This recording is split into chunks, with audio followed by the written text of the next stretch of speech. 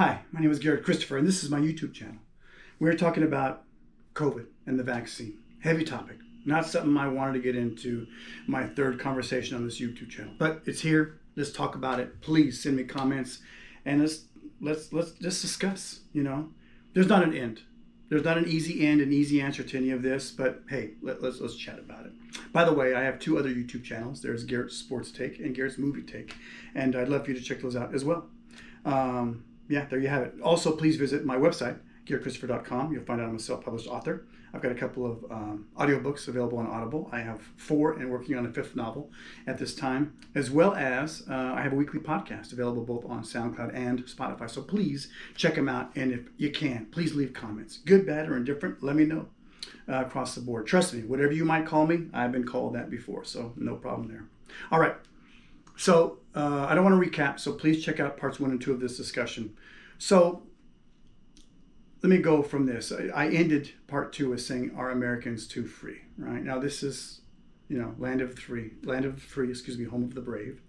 I'm not very brave, by the way. But I brought up that topic, that question to a family member, very close, just the other day. And that person said, yes, we are. And I think that's my first impression also.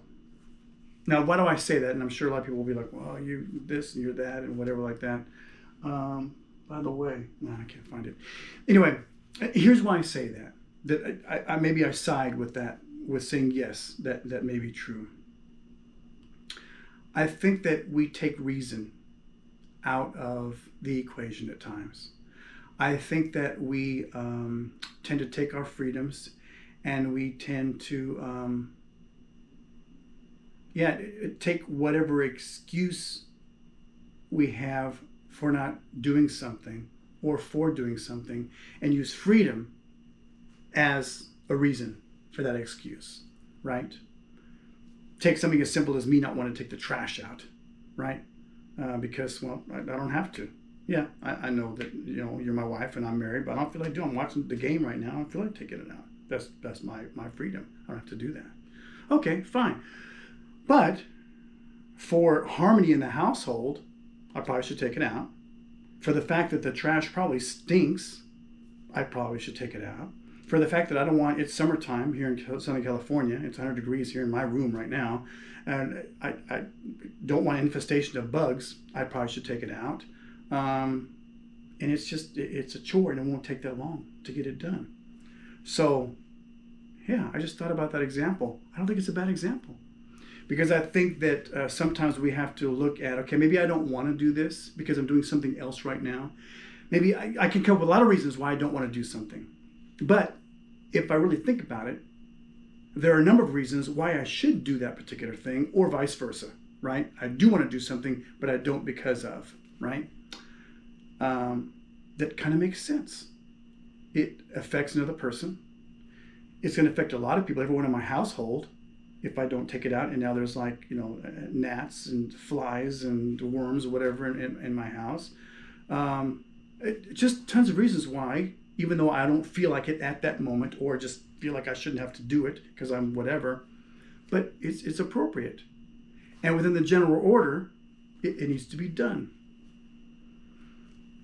I don't see getting vaccinated or not vaccinated as a political statement, as a political stance. I don't see it that way. Again, I'm sure I'm coming across, and I'm sure that whatever I say, because this thing has always been connected. Since day one, it's been connected to a political party, either one, whatever.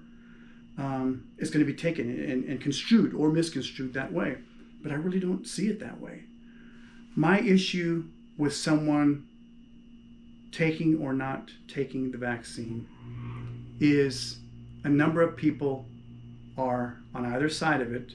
And I will say this, more so on the not taking it, and they're not thinking reasonably. They are thinking as an agenda. They have an agenda. And by the way, let me say this right now. Everyone you know, everyone I know, everyone on this planet has an agenda. Everyone. I know some really good people. I'm thinking about one gentleman right now. He's the goodest person I know. Just a sweetheart of a guy. Sweetheart of a guy. And I'm picturing his face right now. He would have, if you watch this, he'd have no idea I'm talking about him. That's how good he is. He doesn't understand how good he is. And yet he has an agenda. He just does. Maybe not all the time. Maybe it's mostly positive, and he's just trying to do the right thing. But he has an agenda. We all have agendas. We all do. And to go on the political side of things, the agendas that are promoted and proclaimed when you're dealing with political speeches and during election times, which is all the time and whatnot, they're put out there. And by the way, all politicians lie. Both blue and red, they all lie. This last couple of elections, I listened more than I ever had before. And I never thought about the fact that, wow, politicians, they're really all the jokes about politicians, how horrible they are, all that kind of thing. They are. Now, there are some good people in politics, but as a whole, just a bunch of out of touch, as far as I'm concerned, lowlifes is how I see it. Because myself as a middle class American, I don't think they really care about me much except for my vote. And they'll say whatever they can and do whatever they can to get that vote. And if they don't get it, they could care less. For the most part.